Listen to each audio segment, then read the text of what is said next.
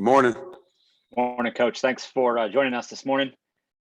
If you have a question, use the raise hand function, and we will begin with Andrew Jones. Go ahead, Andrew.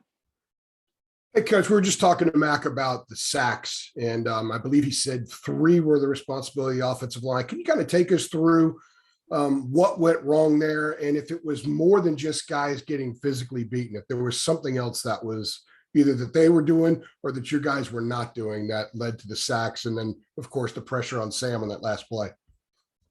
So there were 6 on record, and the way it broke down when we did our sack study is 3 of them came in true drop back protection. So we had communication issues on 2 of them, which is, that's not satisfactory. And then we had 2 that we pulled on runs that we probably should not have. We should have handed the football off, and so they become sacks. You only want to pull on an RPO if we have it to trigger right now. You never want to pull on an RPO if there's any doubt that we can complete the football. So those were 2 instances that plays became sacks off of RPO throws. I don't know that we've had more than 2 the last 2 seasons that occurred that way, much less 2 in a game. So we had 2 like that. And then one of them was credited a sack, and it was just a draw, TFL behind the line of scrimmage. I don't care how they characterize it. A sack or a TFL behind the line of scrimmage is a negative play for the offense. So those were, 6 of the negative plays that we had in the game, and they just happened to be characterized as sacks. On the last play, Sam said he was trying to throw the ball away and didn't want to take the sack, and that's obviously been a point of emphasis. We talked about it last week. Is that a scenario where maybe because of the situation, it was 2nd down on that play, you would have had 3rd down, that maybe you take the sack because it's a more survivable situation? You're not putting the ball in the air and running the risk that he had. That was one of our communication issue plays. And I think if I'm Sam at that point, I'm expecting a guard to pull and protect for me. And we wound up pulling him the other way. And so he wound up being unprotected. So he was under siege a lot sooner than he should ever be on that play. We had that play in for a reason. We wanted to run it from that hash. We've executed it very well in practice. And we wound up having a communication issue up front. I think Brian Anderson not playing was obviously, as Mac alluded to, an issue for us. So we get that squared away this week. And, you can't have those against a good team. Virginia Tech, you got to give them a lot of credit. They were much improved on defense. They had a good plan. They played their butts off. And, in games like that, particularly in conference, you've got to make sure that you're minimizing mistakes. And that's something that's going to be an emphasis for us this week. Thank you. Yes, sir. Greg Barnes, go ahead. Hey, Phil, when looking at this game from a kind of a wide lens perspective, what was most concerning to you about the inability of the offense to execute? I didn't like that we didn't get into a rhythm early. I don't think that that's an excuse. I think teams are going to play you well early on sometimes, and you got to find a way to get the offense going anyway. But and again, this is without taking any credit away from Virginia Tech, but I think we could have impacted the game a lot more on our side of the ball if we had, executed better and we had minimized some of the mistakes that we made. And so this week, really for us, regardless of who we're playing, is going to be a lot more about us maintaining our focus and minimizing mistakes on an individual basis, so that we can just execute and go do what we do well. And it's the same process we have to go through every year. We have a certain population of the offense that's a younger group. And so this was the first time they were out there with the bullets flying in front of a large crowd in a hostile environment. And, those are all facts. They're also just excuses. So, right now what we need to do is lock into what we have to do and not allow the outside things to affect us and minimize mistakes. And I think we'll be fine on offense. Thank you. CL Brown, go ahead. Hey, Phil, what are kind of the steps to cleaning up some of the communications issues? Is it a matter of simplifying things, or is it more just making sure everybody has the exact right read? No, I think the youth and the injuries play a part. You know, if I'm just being honest about it, when you have injuries, you have to move some people around. We moved Awesome and Easy around last week. We had Q playing center. He's usually the backup center and a rotating guard. So I think when you do that, you know, you need to be prepared. You got guys out of position or playing different positions than they're used to, and we just have to be prepared to do that. And I think that's the job of our staff to make sure that we're where we need to be mentally before the game on the weekend. You know, and then the youth, the younger kids that haven't started, I think this game that we just played will go a long way to adding to their comfort level starting the game this week. Last week it was the first time for a bunch of them. And some of these guys like Antoine Green have played, but some of those guys have never been the every down starter either. And so it was a new experience for a bunch of our skill guys. I would have hoped we would have had a little bit more continuity early on in the game. I think we needed that when it was evident they were going to try to drain the clock and minimize plays and minimize series. And it was very similar to a couple of the games that we had where that was employed last year. And in 3 of those games, we handled it very well in 2 of them. And so I think going forward, we just need to make sure that we understand we have to make the most of every opportunity when they're going to minimize the total number of plays we're going to have in a ball game. Thank you. Okay, Ross Martin, go ahead. Hey, Coach, when you look at the tape of kind of the offense and the wide receivers, I think from an uneducated eye, not seeing the all 22, there was some issues with getting separation. Is that what you saw? Or what are your concerns with maybe Sam not having the room to throw to a receiver in the passing game? So, Ross, I agree with you. I don't think the separation in this game is what we've been used to. And some of that was technique. You know, Coach Galloway had alluded to it. We talked about it. It's something obviously that we'll work on at that position. But, you know, there were areas where you won't get separation because maybe the speed at that position isn't the same. There are areas where we definitely should have gotten more separation because, we should be utilizing some better and more effective technique in that scenario. And then at the end of the day, Ross, we don't have a lot of contested catches in this offense with the way we throw the football, but they do exist. And most of the time, contested catch situations are going to come up, and they're going to be evident, and they're going to be around on big downs, red zone plays, third downs, those things. And players got to go make those plays. So what I have to do from a coordinator standpoint, and we've got to do from a staff standpoint, just make sure that we're running some things that create some advantages for those guys and put them in as good a position as we can to separate and make some of those plays. And I think collectively as a staff and as a unit, we could have done a better job in some of those areas last week. Okay, we have time for 2 more questions. First one will come from Art Chansky. Hey, Phil, you watch football these days, and most of the time teams win the toss and elect to defer so they can have the ball in the second half. But if you don't do that, what are the factors? I mean, was it a factor that you might have gotten the ball first, you might have gotten a lead, you might have toned the crowd down a little bit, or does it also deal with your confidence that if you got the ball with the opening kickoff, that you could go down and score? So I think when I was younger, I would put a lot more importance on the coin flip, which is, obviously complete luck at the beginning of every game. So if we get the ball first, I think, the emphasis is still just winning each play and doing a good job on first down and keeping yourself ahead of the chains. And when you have an opportunity to put the ball in the end zone on the opening drive, which I think we did in 9 of 13 games last year, if I remember correctly, it was a really good positive stat for us. We started most games, even the drives we didn't score. If you don't score, you want to punt the other team inside the 20-yard line. And so first drives of the game for us last year were enormously successful. And, we'd like to continue that trend. I think when you don't get the ball first, you still treat it that way. Whether or not the defense gives up a score or they get a stop, I think you have to treat your drive the same. I don't think it really changes.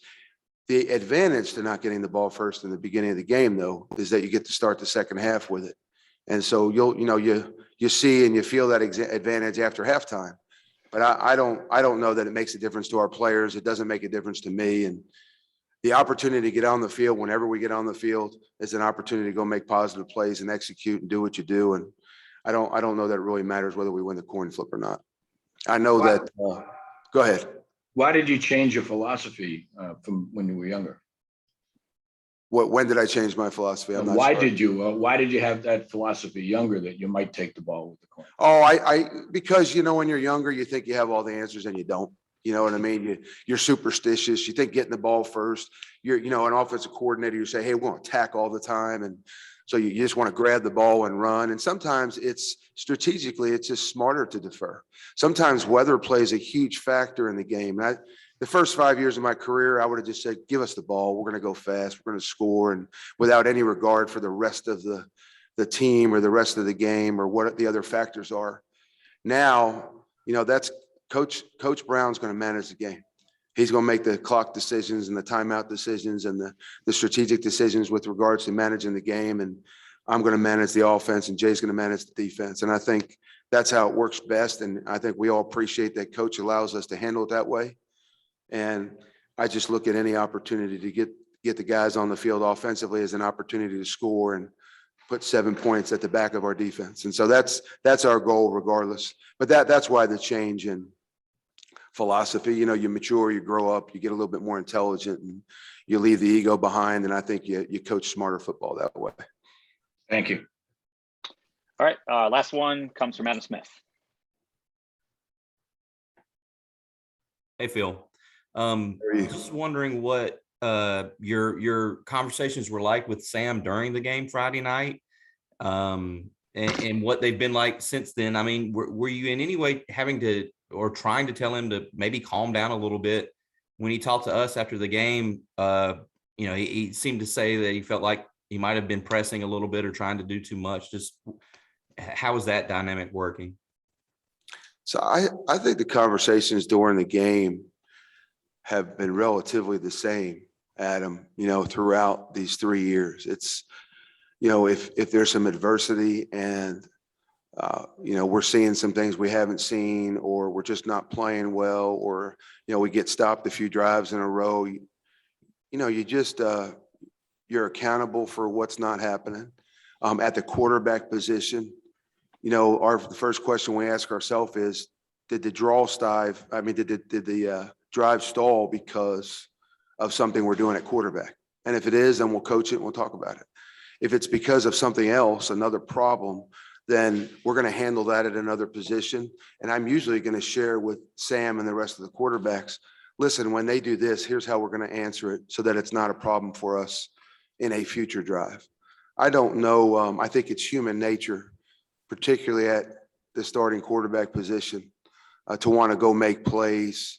And if you remember anything that I've said in the past, probably the most common piece of advice that I give Sam on a drive-to-drive basis is play every play within its own world. And I always say this, you throw a hitch on a certain play out to the field 5 times, you don't want to automatically assume the hitch is going to be there on the sixth play. You want to play that play within its own little world in case the defense is doing something different, and just take what they give us. And that was part of our conversation on Friday. I think, Sam and I would both tell you we got to do a good job of getting rid of the football when we're under duress. And on the other side of that, we got to protect them better. We got to establish the run game more effectively early in the game. And we've got to get some separation at receiver. And I think if each of the rooms take care of what we're emphasizing in each of those rooms this week, then the team gets better collectively, and Sam Howell gets better. And it works both ways. So I'm really excited about. I love that the corrections period that we had yesterday. I love that nobody was talking, everybody was locked in. I love that there's a focus here. I love that these guys know we could have played better on Friday, and I think you're going to see the product of the results of that from this game moving into game 2 and into the rest of the season. Just to follow up very quickly, knowing Sam as well as you do you think that he took Friday night, the loss harder than maybe he's taken some other losses previously? I don't think so. We haven't talked about that specifically, so I don't want to put words in his mouth. I know this: on a play or a practice or just a day or a game, when Sam feels like he didn't do something well, the only thing he wants to do afterwards is work on it and get better so that that mistake doesn't happen again. And I would hope that that's the approach of everybody. And I think, I talk about how high character our locker room is all the time. I think that's how our guys approach it. And that's why this team gets better week to week. And I don't know that Sam's any different. I know that if I made any big mistakes on Friday, I'm going to self-evaluate. I'm going to get some critical feedback from Coach Brown and anybody else that wants to share with me. And I'm going to make sure I don't make those mistakes again on Saturday, because I don't ever want to be a guy that has cost us any plays on game day. And I think Sam is the same. And I think a lot of our players are the same. And so hopefully the mistakes that we made at Virginia Tech, I know those will get cleaned up, and we work on making fewer mistakes and get back to executing the way I know we all expect to. And that's the process. As boring as it is, Adam, that's what we go through every single week. Thank you, Phil.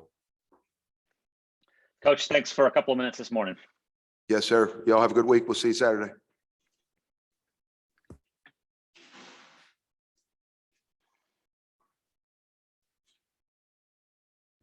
So Coach Longo, Adam.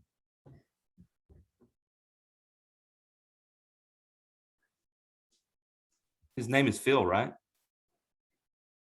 Yeah, but show some respect. I thought it was respectful. He's not my coach. I just was talking to Phil. My name's Adam. What would we refer to y'all as? Would it be like reporter Adam? Big Jay Martin. Jay should be here any minute, so we'll be with you in a sec.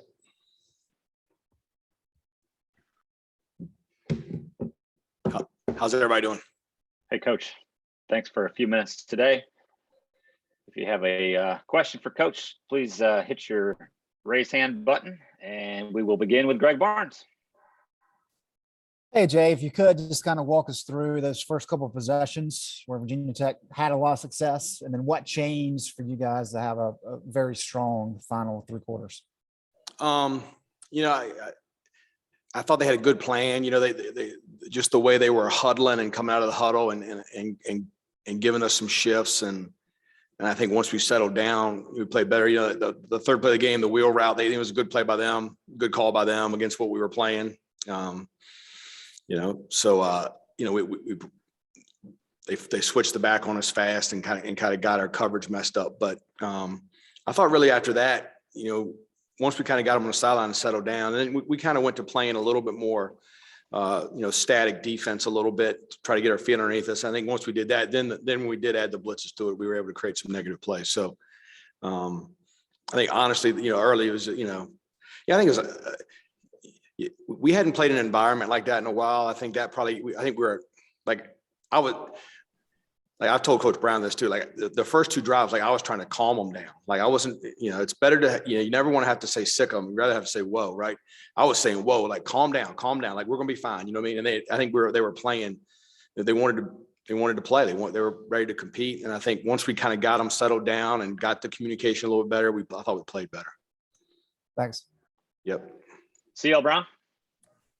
Jay, I wanted to start with just asking about Jaquarius Conley and the game he had coming up with the fumble recovery and the interception. Is this kind of, the trajectory of what you expected him to, how you expected him to be able to take that step from freshman to sophomore year?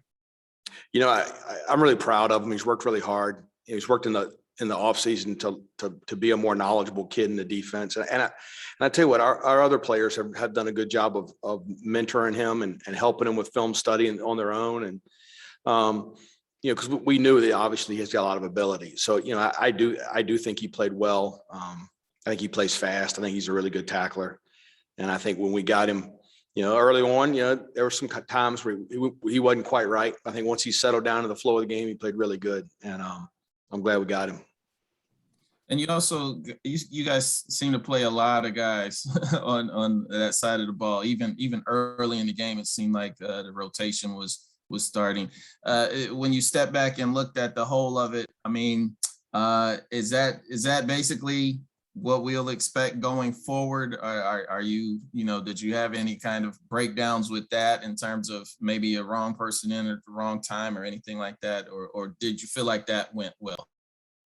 No, I thought it was great. I mean, we thought, at least I thought going in, it was going to be it was going to be a 15-round fight, right? I thought it was going to go down to the last possession. That's kind of my mindset. And I didn't want to get into a situation where, especially like when things weren't going great early, it's easy, I think, at that point to say, well, put the starters back in. But we trust those kids. Those kids have worked really hard. The kids that maybe don't start the game.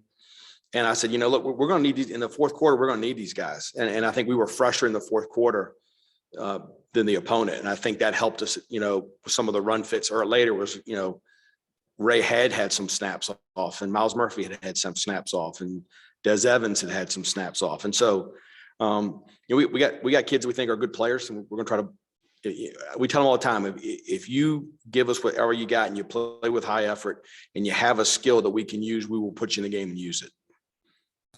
Thanks. Yep. Okay, Andrew Jones. Hey, Coach, after those first three series, I think they ran 32 plays in the first three series, and you guys made the adjustments. What most pleased you about the process of those adjustments being incorporated and actually showing itself on the field? I think our communication, Andrew. I think once they got a feel for how they were attacking us, and but this is the way this thing goes, right? Like 2 years ago, when we played them here and beat them, and 2 years ago, we started the game off with 3 and outs, and we were up 21-0. And I thought they adjusted really well to how we were playing them, and then we didn't handle it very well.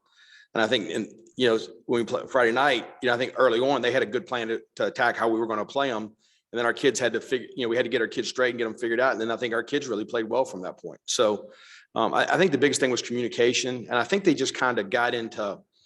They were amped up. I think they just kind of got into the right mindset to go play and execute. And I think once we did that, we played a lot at a pretty high level.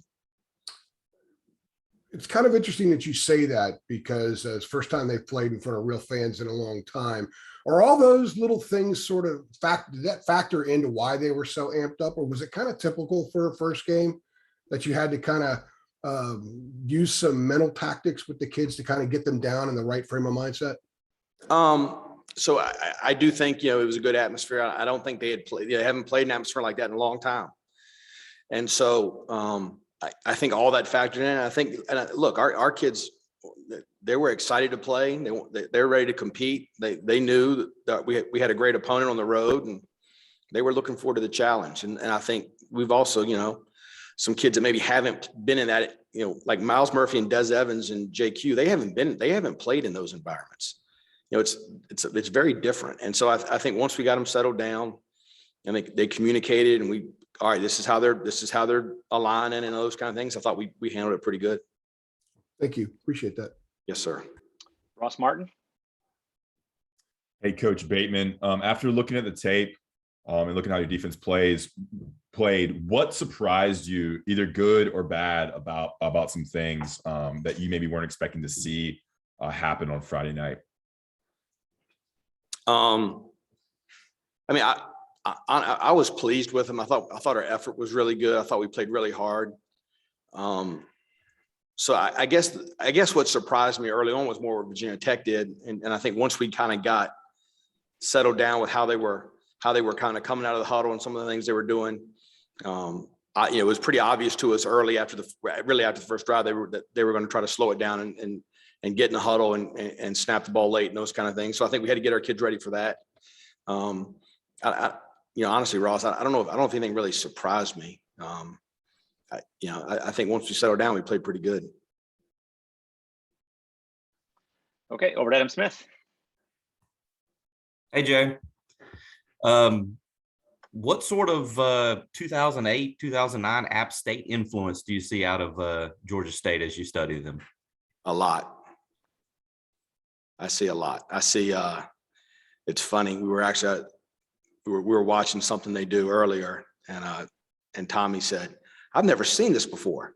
He said, Jay, have you seen this before? I said, yes, I coached in the Southern Conference.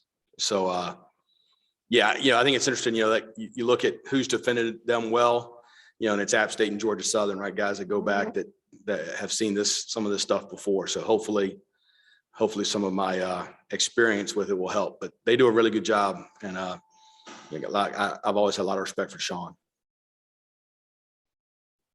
All right, we'll close out today with Art Chansky.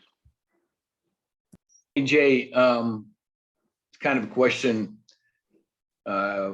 Did you see the play where Turner was wide open, kind of right in front of you, or were you watching the defense force Braxton to the right side? And my question is, what do you think when you see that? And you're trying, I guess you're praying that they don't throw the ball to him. What goes through your mind in that split seconds when you see? Yeah, that's what Art, I know exactly which play you're talking about, and I saw the whole thing happen, and I was very nervous. I bet. I was glad that the pressure kind of got him off the spot. We didn't handle the motion empty very well, and again, right, that's football, right? So I got to coach it better. That's ultimately what matters, right? But you know what? Sometimes you get lucky, right? Sometimes they don't find that guy. Sometimes they do. So yeah, I saw it, and I didn't think very highly of it. I'll put it to you that way. So thank you, sir. All right, Coach. I think that's all we got for you today. Thank you. Thanks.